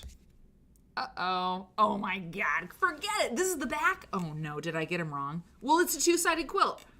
Stagger. Exactly, babe. Wow. A series. Yes, Wonky. That's right. Yeah, there is no front and back if it's a two-sided quilt. This is amazing. Okay, back to Lisa. After adding some straight line quilting, I kept thinking it wasn't quite finished. Hashtag more is more. So for the last couple weeks, while sitting in the NICU with my new grandson, I've been hand quilting around the inner rectangles in different colors of 12-weight thread. Quilting inside. Now maybe I do. Maybe this is. Hold on. Lisa, do I have it right? Yeah. Hand quilt. I think I see that inside the inner rectangles, right? Yeah. Amazing. While you're in the NICU. Lisa also says, I love it so much! Exclamation point. I'm so happy with the colors and the contrasting energy of the two sides. You got it exactly right. Contrasting energy. I think it feels like they're having an interesting conversation with each other. I'm calling it... You're not ready. Cake, you're not ready. I'm calling it the mullet. Because it's business in the front and party in the back. Okay, wait, Lisa. I gotta make sure. Which is the front and the back? The party in the back. I think this is the party in the back that's on the screen right now, I think. That seems to me the way it is. That is awesome. I love that. Fabulous. It's fabulous. It's great. And you know what's really cool? The yellow is the front. Okay, good. You know what's really cool is this whole reproduction fabric thing. It really is. Hey, mademoiselle. Hey, Ivy. This reproduction thing, because what you've done is just if you quote unquote classic, classic modern, right? This reminds me of Denise Schmidt, really early old school modern. It's funny to say. But in these reproduction fabrics, so you have these muted colors. It's great. Girl, it is great. And more log cabin. Did you just wing these log cabins, It is a great name for a quilt, Jan, 1,000%. Anyway, it doesn't matter, but I'm just so interested in it. It's really it's a great quilt, and it's a great picture. Nice work. Here, you've got the clamps. Looks like you've got a high fence or some kind of thing, but this is a great picture. If you can find something high, outside's always good, and it's not always possible, I know, and you need a helper a lot of times, to get a quilt hung up high, but it's a good way to see a quilt. It's wonderful. It's so great. Okay, well done, Lisa. Of course it is. Okay, Kenny, your moment has arrived. And Kenny, in classic Kenny fashion, has brought a muted, subtle, minimalist almost, classy, distinguished piece for us tonight. And just one picture. Just one picture. And this is Kenny. And he has, let's see, 2 sentences. He has 2 sentences about it. Because he's a man of few words. Well, he's not a man of few words, but he's a man of careful words. He chooses them carefully. He's very precise. And he promised, to come visit me in Chicago. Yeah, and teach me about OBS. You didn't? That was yesterday. Cake. He's going to come to Chicago after the holiday, and he is going to teach OBS to me. So you heard it here first. You have to do it now, Kenny. And I'll take him to lunch, and I don't know. Okay, hang on one second. I have to do one thing here. Because we can. Sorry. Just 1 second, because I have to make sure that I have. I've got hope here in the show. Yeah. Okay, I gotta make sure, because I just had to make sure I had that ready for the next one, and I do. All right. Okay. Kenny. I'm keeping people in suspense. And it happens, it's here and gone. Kenny says, this was an improvisation. Really? Based on the ring Bargello technique? Really? Do I have this right? This is amazing. Hey, Broel. Hey, Miss Eleni. Really? I mean, amazing. Amazing. Sorry, I'm just not, I mean, like, I think Bargello. I may be confusing this with one of Kenny's other quilts, and they are all amazing and very tasteful. Yeah. You're saying Bargello, but was this like a riff on like a trip around the world kind of thing, Kenny? Or am I confusing that with another one of your quilts? I mean, or am I just making that up out of whole cloth? No. Yeah, very nice. No, I think Kenny is saying this is really cool. He's just that good, using the ring technique to make mini around the worlds from Bargello. You know what? So I think it's where you kind of strip piece and then you shift, like you trim and shift, like you cut them and shift. I think that's, yeah. Okay, now I see. Got it. So you're using the organizational theory of Bargello to make a trip around the world. Very cool. That's another dad joke. Totally, Angelina. 1000%. Cake has it exactly. You know what? That's what I do. Yeah. I Cake invented Post-its. It's true. Yeah, this was an improvisation, Kenny says, based on the ring Bargello technique. Once it was complete, I gave it to my stepmother as a Christmas gift. That's what we do.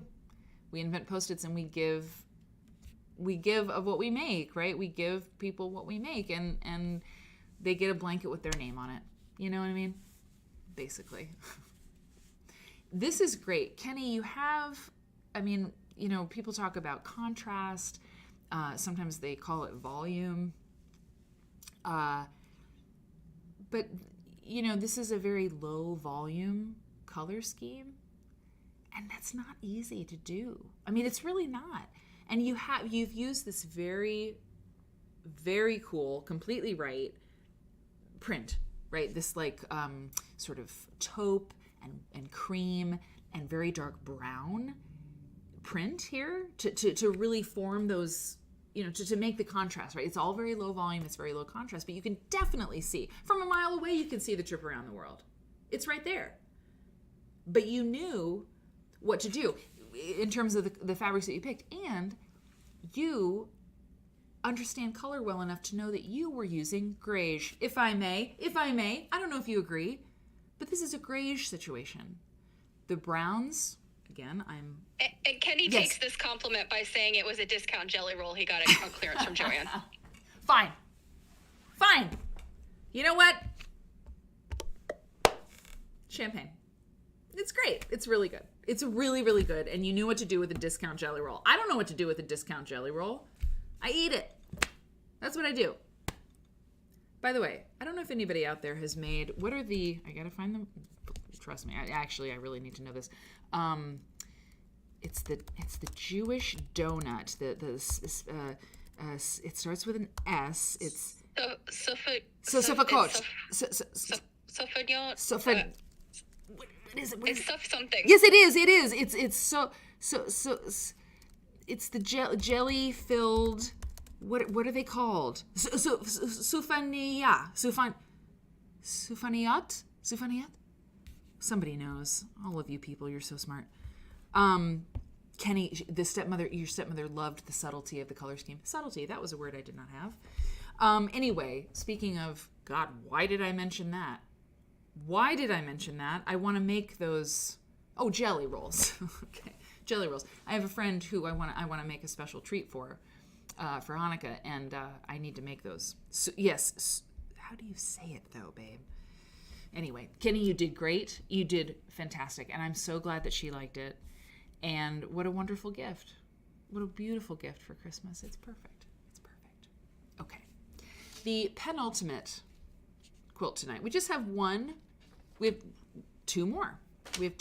And the first of the two is Hope. Hope forget it. I just looked at what your quilt is called. And you wrote several there's great content for me to read, which I appreciate. You know, I will tell you, everybody, when you send a quilt for Quilt Nerds on Parade, you know, don't write a novel, right? But you can tell me, you can write, you know, I mean, Kenny did fine. You can write a sentence, it's perfect. Whatever you do is perfect. But like, you know, it's I like to know the story. So don't worry too much about being too succinct. Because I love to read it. So Hope, I mean, are you kidding me? Hope says, this quilt is called Fish School. Yeah. Clearly, these are our little fishes. The pattern is by Bonnie K. Hunter, and it was in the 2021 Leaders and Enders Challenge that she does every year. I wonder if anyone else did that this past year. Bonnie Hunter is great. I had lots of blue in my this is so cool, in my triangle scrap bin. So I decided to do the background in various blues. Awesome. And place the lighter ones at the top and the darker ones at the bottom. Oh my God. Fabulous. I started in July. It's so great. And of course, in the summertime, right? And I made fish blocks as leaders and enders. And until when? Until I didn't want to make any more. I get it. In about February. Wow, July till February. That's great. That's great. I decided it needed a border. Okay, can we just appreciate what she's done here?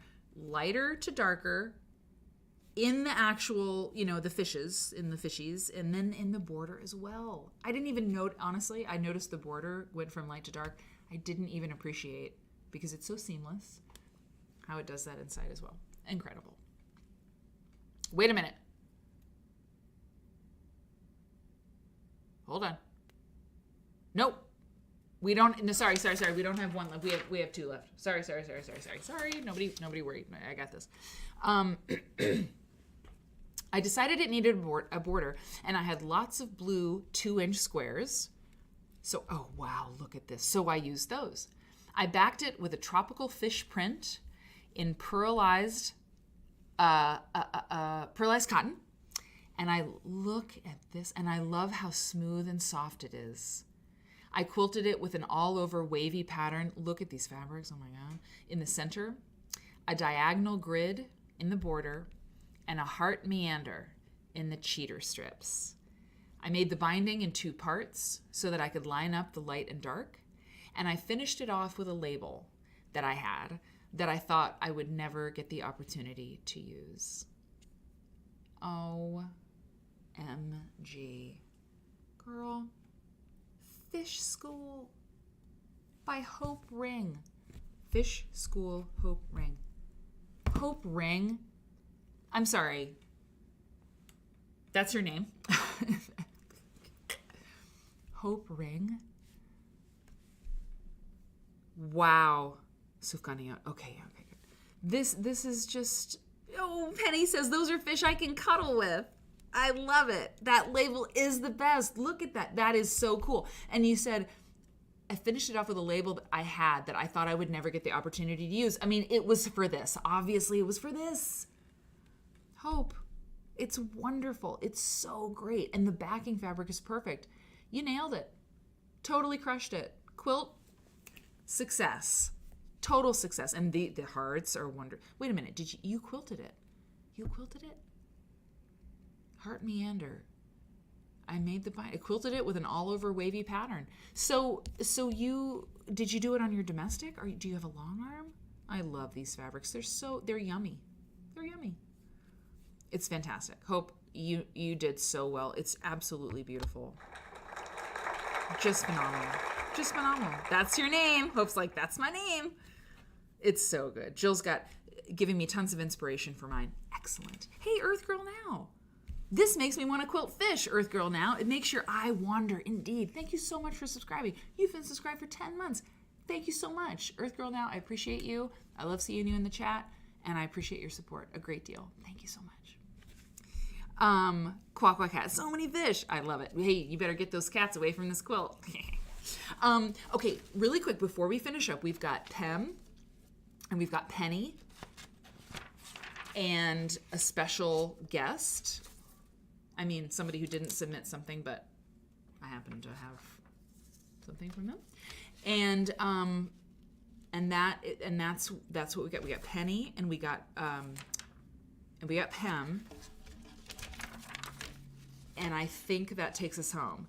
So I will be, but I need to take a quick break. Okay, can you hold it down? Hold down the fort. Sure. Okay. Just you can kiki.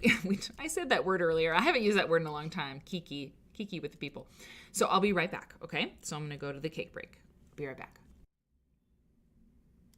Okay.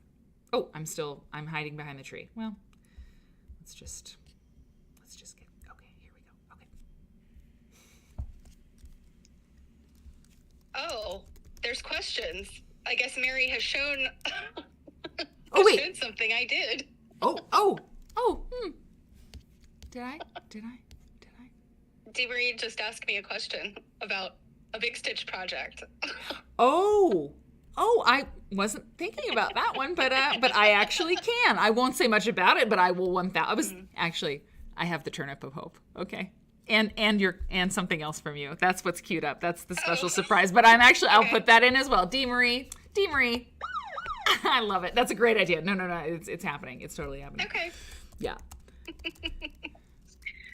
So I guess for those of you that were not on the co-working stream and did not see the project that Dee Marie and Angelina are talking about, it was a Jacob's Ladder type of pattern that I did a big stitching on. And it's interesting, I had only done one big stitch quilt prior, and that one was out of double knit polyester, and I big stitched it with a Sashiko thread, and I don't know what I was thinking. It was awful. And the quilt is lovely. It's one of my favorite quilts. It's got sentimental.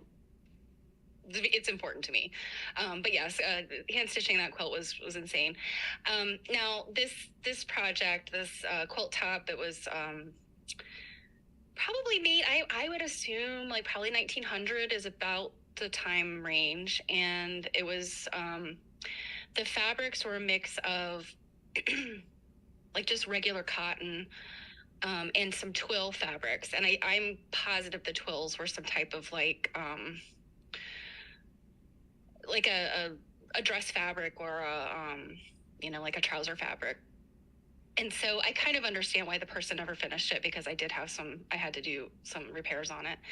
But as far as big stitching it, I was ready to grab a hoop, and I decided not to because I was concerned about pulling on the quilt too much,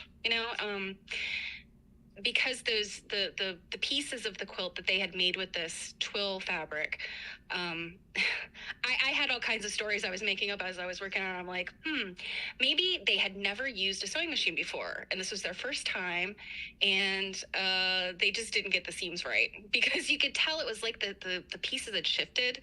And so you'd find, like, you look at the back and there was like literally no seam allowance. And if you've ever worked with twill fabrics, twill likes to, it ravels so awful. So that was what was happening with this. And I was really worried about putting any further stress on the seams. So what I did is I totally cleared my work table. I put the backing down. The backing was actually a shirting fabric. And I'm drawing a complete blank. It's Minnick. It's, I actually have it right here on my desk. It's Minnick and Simpson. It's a really beautiful like shirting fabric. So it's a lighter weight. It's a little bit easier to get a needle through. The batting was just plain old. It's not quite a gingham. It's a check. So it's like a gingham with like a little tiny thread through it. So it's like really truly a shirting fabric, I think. And then the batting was just plain old like Warm and Natural, like Hobbs cotton batting. I did notice that it bearded a lot, though, and I think that a lot of the fabrics, the non-twill fabrics, were kind of loosely woven. So I think that was, I did a lot of lint brushing, and Mary probably has more lint brushing to do. so I laid everything out on my table, and luckily it was the quilt is on a smaller size, so I guess it was probably a little bit bigger than a twin, or about a twin. And then I literally just started like quilting it by sort of lifting up a little corner of it and just hand quilting and kind of keeping tension on it. And so I'm using a big quilting stitch. The needles I think were just kind of a larger tapestry, or not tapestry, but like I guess it was like an embroidery needle or crewel needle. It was a pointy needle. It wasn't a blunt one. Oh, twill, as in TWILL. So like the weave it's not like an over under weave. It's like over two, under two, or over two, under one, something like that. People who weave know. All I know is twill is like what your pants might be made out of, or actually jeans. Blue jeans are a twill weave, I think. It's a type of twill. But yes, it ravels like crazy. Anyway, so, comedy club manager. All right, Mary, you're going to have to tell a joke. No. Shit. Oh, no. Okay, let me think here. Yes, and it was pearl cotton. I used pearl cotton for the quilting thread, and I used a hero marker. I was really worried about marking it at all, because as I was working with the quilt top, I realized that it's red. For those of you who haven't seen it, it's very large blocks of red, and it was definitely not a color fast turkey red. It was a very bleedy red. So I was really worried about marking it with anything that might require me to, get it wet in any way. So I used a hero marker. Number 8 pearl cotton, T. Marie. And so the red blocks, I used a blue pearl cotton, and then on the Jacob's ladder blocks, I used a red pearl cotton. So it was like a sort of a back and forth kind of thing. And it was fun to do.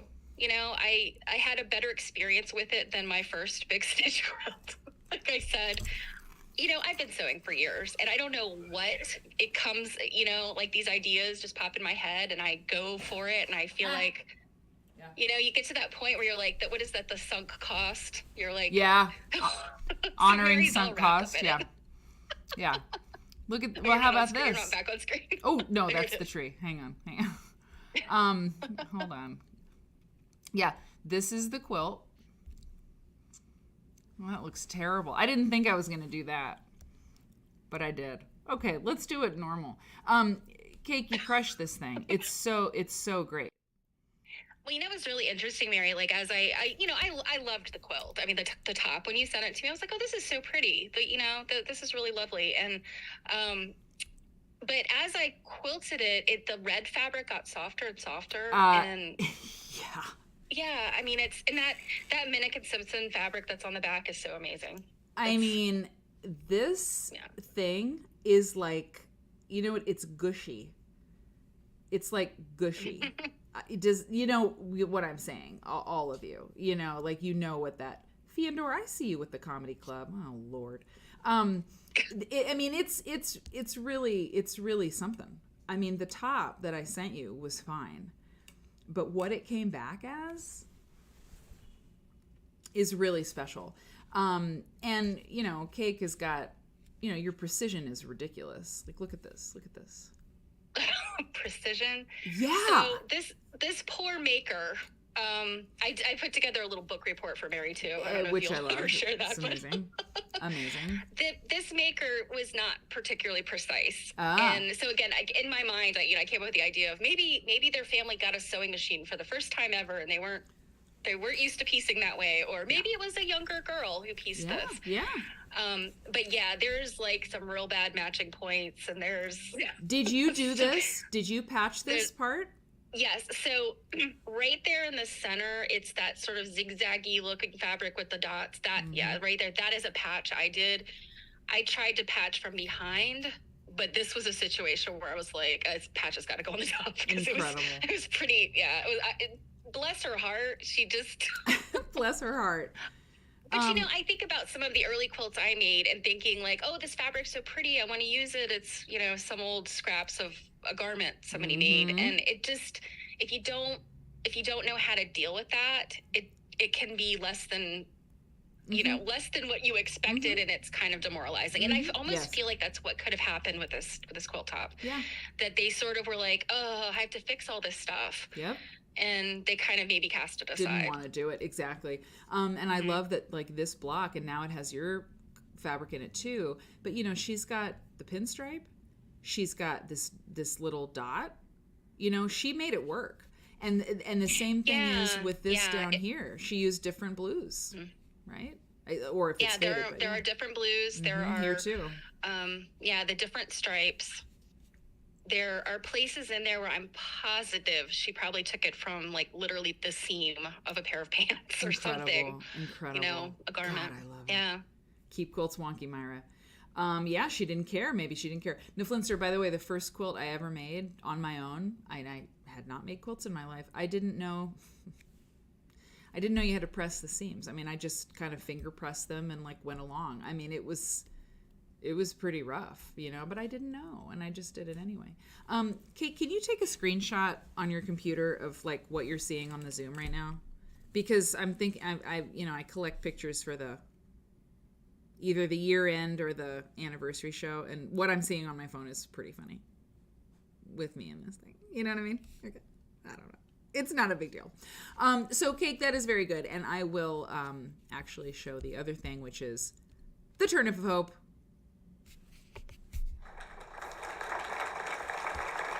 And your amazing costume. The Turnip of Hope is now safely in Angelina's hands. Yay! And post oh my God. Incredible. Post holiday, good Lord. I mean, this is who we have co-producing this show, okay? I just want to point that out.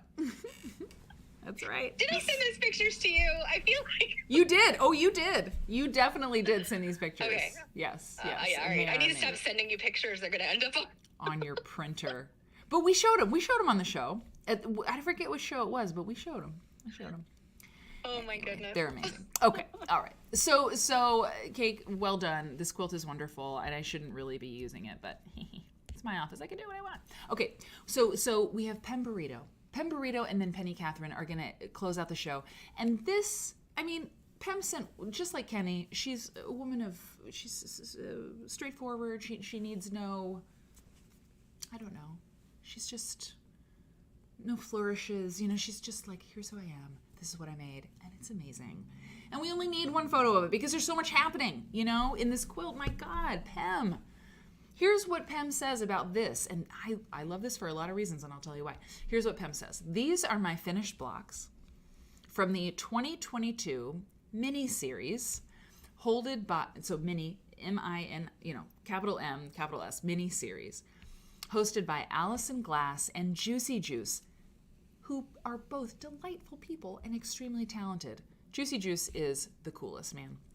Each block, these are wonderful, is foundation paper pieced and is an unfinished size of 4.5. No. These are 4.5 inches unfinished. Yeah, I do think this project was teeny tiny. I saw these on Instagram and I'm like, oh my word, amazing. Oh yeah, because look, here's how you can tell. Look at those little binder clips sneakily coming into the photograph. Are you serious? Pem, these are 4.5 inches. I don't even understand what's happening here. Look at this. Look at this. Look at this.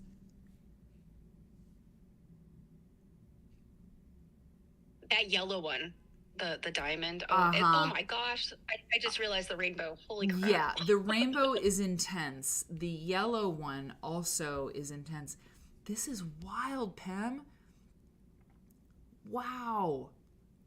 Okay, sorry, I was stopped. The tiny pieces are about 1/4 inch.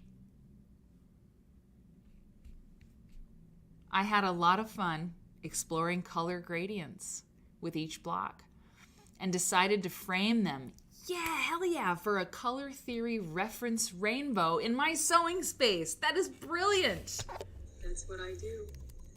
I invented Post-its. I will absolutely make some of these blocks again. However, my next pineapple block will be a tad larger.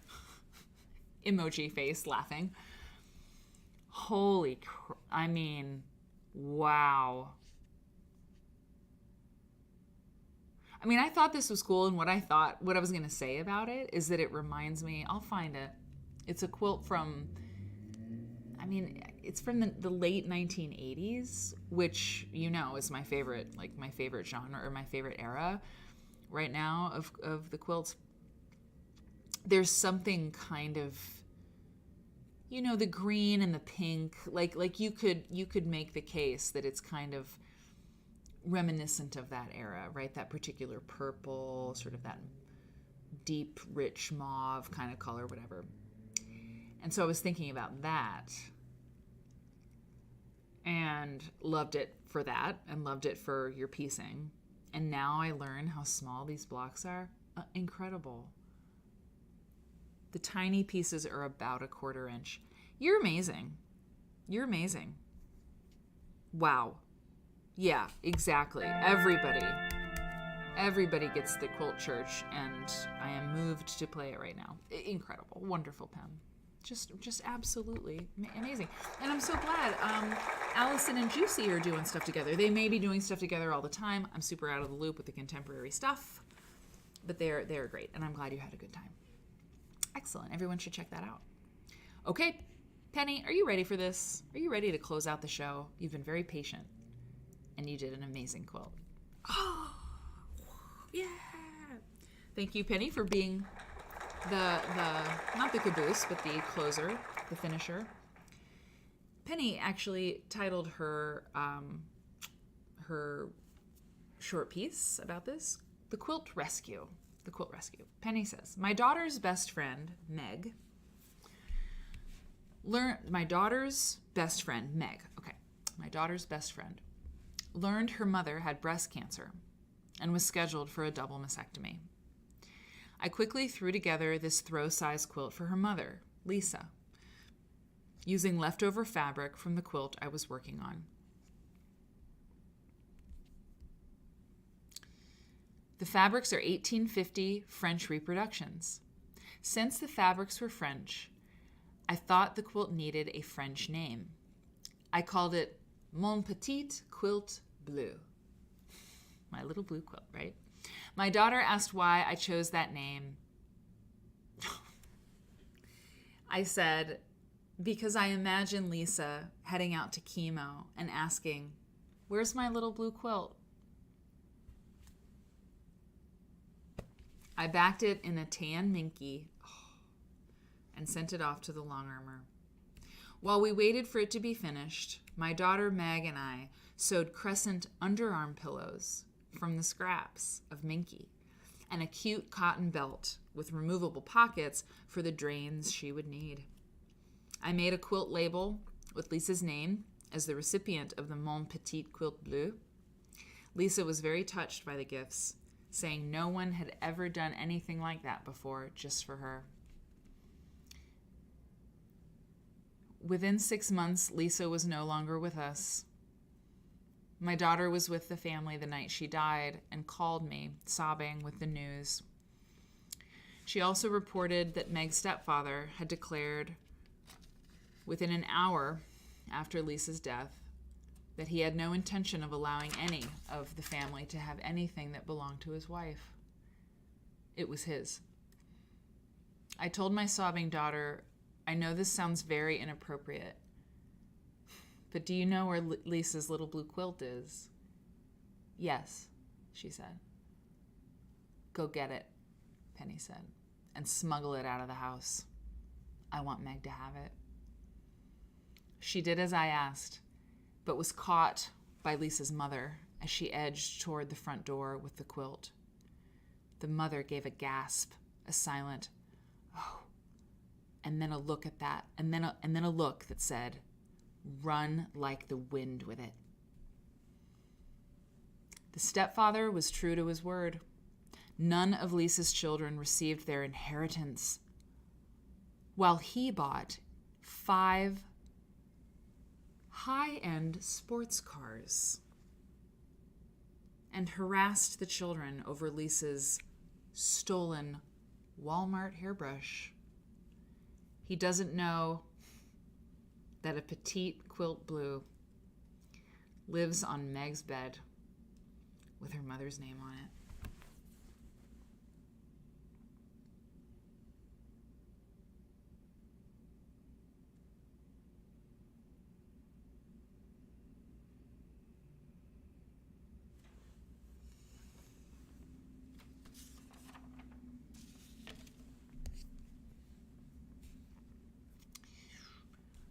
Wow.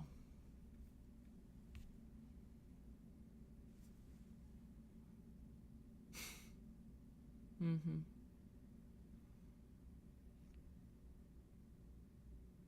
Wow.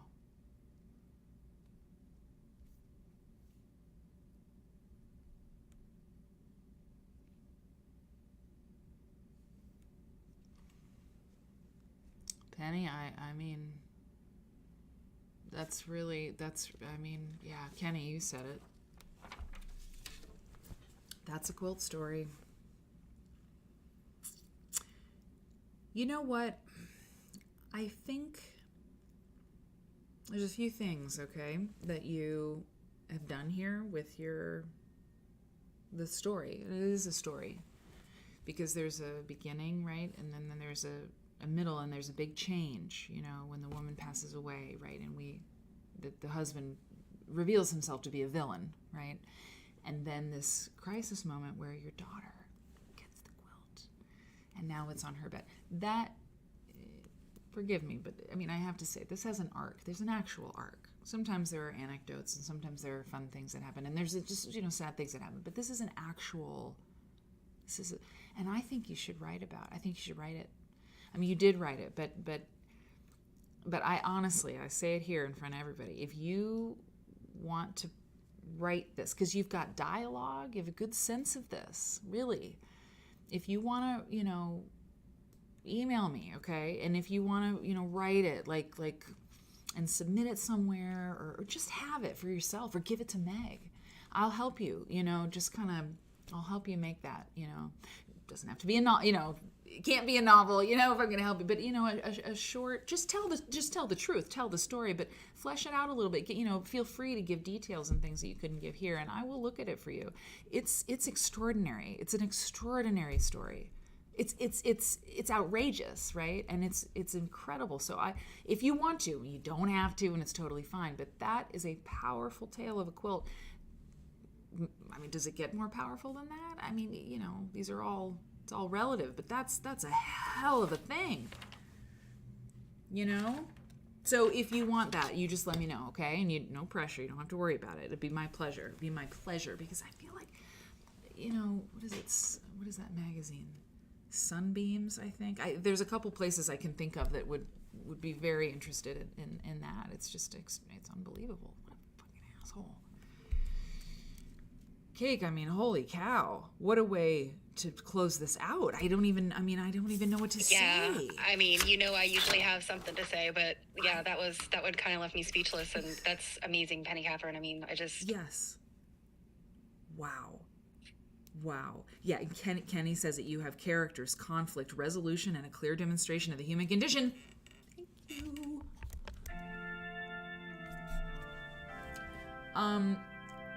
Now, what I do want to say, and I meant to say it ahead of time, and I hate to say it now, but was there anyone who submitted before the deadline who I did not, because of the bakery, this has been the easiest Quilt Nerd on Parade to put together, and I'm very, very grateful for that. But human error, God help me, anybody didn't see what they sent. Okay. Shocking and deep friendship, absolutely. I think it's okay. Dee Marie, you said it. Hey, Quilting Nancy. These parades are such moving experiences to be with you all. Thank you so much. That's it. That's all I got too. I don't know. We'll just we'll do it again. You want to do it again? Cool. Let's do it again. Thank you to everyone who sent their quilts in. I'm going to leave that. Have all the feels, same Joel. Karen, love the parade. Thanks to all who entered. Absolutely. And anybody who wants to have their Christmas. Merry Christmas. Merry Christmas. That's funny. It's great to see you, Christmas. Thanks, Druid. God bless you, babe. So remember, there's no choosing. I don't, choose the quilts to put on the show. If you send a quilt in, if you're a subscriber, you're in the parade, period. And we just rock out on your stuff, It's pretty simple. So Stephanie Cake, one of the things I want to do in the new year is hopefully Twitch will have worked out the bugs in guest star. And during the cake break, if you want to, you don't have to. I want to put you up there on the screen if you want to be. I don't know if you want to be, but I mean it'd be really nice, And I was thinking about that as I did the cake break real quick. I was like, But I keep thinking of it, but we don't do it because the last 2 times we've done it, it has completely crashed the stream. Really sketchy. Yeah, but hopefully it'll improve and yeah. Yeah, I think so. So you all are just terrific. Hey, M Hicks, the Kleenex. We need Quilt Nerd Kleenex boxes. Yeah. That's an amazing idea. That's such a good idea. That's really good. Quilt Nerd. If I got the book plates, if I got Quilt Nerd logo book plate size stickers, right? Because they're a really good size for Kleenex boxes. I could just sell Quilt Nerd logo stickers for cheap. I had Kleenex constantly, right? I'd put them. Yeah, okay. Okay, so I'll work on that. Y'all, I love you so much. Friday morning we'll do a chill show. Look at this. Look at what they had in the office. Could I get one thing that doesn't have green or yellow on it? Oh, look, a malted milk ball. Anyway, they got like Christmas candy over there. So on Friday morning, I'm going for the Christmas candy. We'll watch some shows, quilt related, vintage quilt TV. We'll chill, wrap those presents, bake some stuff, clean the house, whatever. Turn it on, hang out with us, and then we'll send you off into the holiday weekend, and then we'll be back for New Year's Eve. Robin and I are going to talk about the schedule. We were supposed to today, but I had to take a nap. So we'll figure that out. We'll keep you all informed. We're doing our best. Definitely. Okay. Thanks, Cake. Love you so much. Love all you guys. Thank you for everything that you sent and all what you do to make quilts a live thing, a living and breathing tradition in this country and in other countries as well. Okay. You guys are amazing. Yeah. Pretty much. We'll see you soon, y'all. Take care. Be safe out there, okay?